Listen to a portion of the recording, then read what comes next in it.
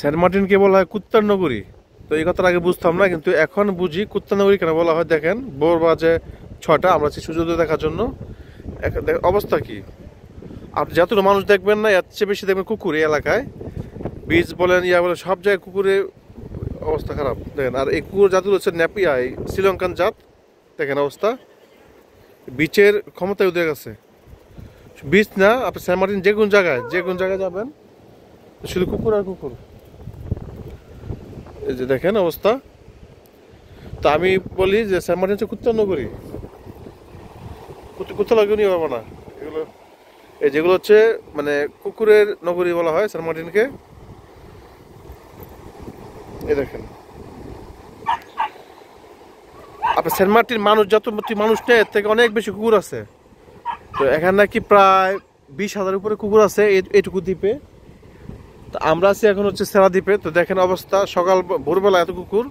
শুধু এখানে না, আপনি যেখানে যাবেন, যেই কোনো জায়গায় যাবেন, দেখবেন কুকুর আর কুকুর।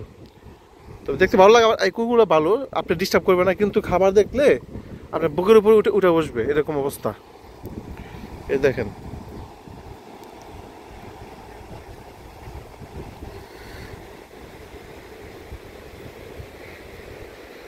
তো এগুলো হচ্ছে মানে সব দিক যাবেন সেন্ট মার্টিনের, যে কোন দিক দিয়ে কেয়াফল বাগানে যাবেন, এই যেগুলো বাজার আছে আশেপাশে, কটেজ রিসোর্ট, প্রতিটি রিসোর্টের ভিতরেই এই কুকুরগুলো অবস্থান করে অনেক। মানে আমি আজকে 3 দিন যাবত এটি দেখতেছি যে সেন্ট মার্টিনকে কুকুরের নগরী বলা যেতে পারে। এখানে এটা হচ্ছে আমার বাসায়। দেখেন আর কুকুরের জাতগুলো অনেক সুন্দর। দেখেন আমাদের এলাকায় এই কুকুরগুলো নাই। আর এরা মূলত হচ্ছে শ্রীলঙ্কান থেকে, এই অনেক বছর আগে, কত বছর আগে এটা আমি জানি না, শ্রীলঙ্কা থেকে কিছু 2টা না 3টা কুকুর এখানে আসছিল এক নাবিকের সাথে। এই যে আসার পর থেকে এখানে হাজার হাজার কুকুর জন্ম হয়েছে। তো ওরা এখানে থাকে, এখান থেকে যাইতে পারে না, এই দ্বীপের মাঝে ওদের বিচরণ। দেখেন কেন বলি, আমি দূর থেকে দেখাই বিচের যে অবস্থাটা। মানে এটা হচ্ছে উত্তর বিচ, মানে সেন্ট মার্টিনের উত্তর বিচ। দেখেন আমি প্রতিটা বিচে, প্রতিটা অলি গলি এলাকায় রিসোর্ট এবং জায়গা বাদ না যে এভাবে কুকুর থাকে না। তো আসলে দেখতে সুন্দর লাগে, কুকুরগুলো খুব ভদ্র। হ্যাঁ, আপনি কভার ফুটে দেখলে বুঝতে পারবেন কুকুর কত ভদ্র। আমি ছবি দিয়েছি, কুকুরও পোজ দিছে। দেখেন